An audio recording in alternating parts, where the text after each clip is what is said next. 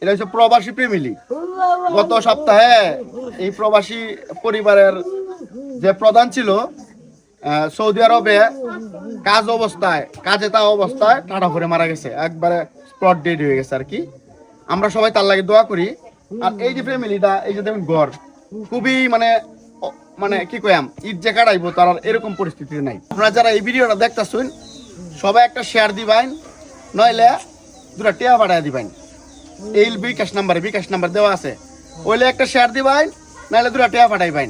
আমার স্বামীর নামে না কইলে বিদেশ দিদি 4 মাস হইছে গেছে গো। আমার জীবনটি রে ছোট ছোট। আচ্ছা, আপনার বাচ্চা কয়জন? 4জন। এই দেখুন 4জন। এই যে একজন বড় মেয়ে, এই যে একজন কুলে আছে, এই যে একজন আছে, এই যে একজন আছে। তারা কিন্তু দেওয়ার মতো কেউই নাই।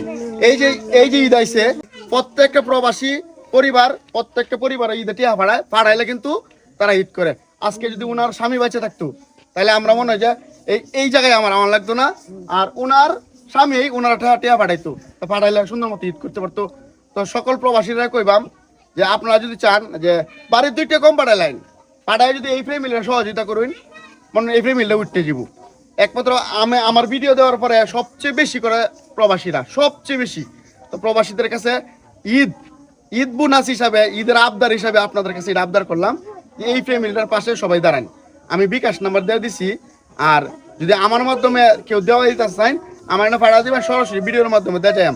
আর ওনারা বিকাশ নাম্বারটাও থাকবো, আপনারা বিকাশ নাম্বার দিতেন না, আমি স্ক্রিনে বিকাশ নাম্বার দিতে আপনারা যোগাযোগ করবেন। এখন চাচা আপনি কইছেন ওই মানুষটা কেমন আছেন বা ভালো আছি, মানে পরিবার কেমন কিভাবে চলতেছে? দুরান্ত কষ্টের দিন যেতেছে আমার তার কাওয়া ফেরা যে দেখতে একসঙ্গে এই লোকটাও নাই।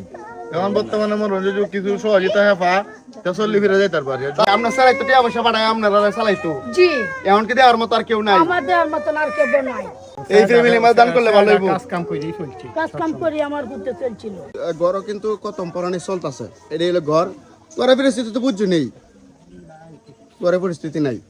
আর এনে সবাই আছে, এরা সবাই এই মানুষটারে পছন্দ করত। আমরা বর্তমানে যে জায়গায় আছি এই জায়গাটার নাম হইলো জীবের ঘর। এই যে দেখেন জীবের ঘর এলাকার মধ্যে আছি,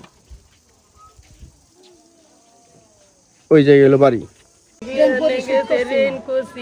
পরিশোধ হয়েছে না, 4 মাসে কি পরিশোধ? আপনারা দয়া করে মেহরবানি করে আমার 4টা সন্তানের বাঁচান। আপনারা পারলে সবই চেষ্টা করতে রইলেন, অনুরোধ আমার।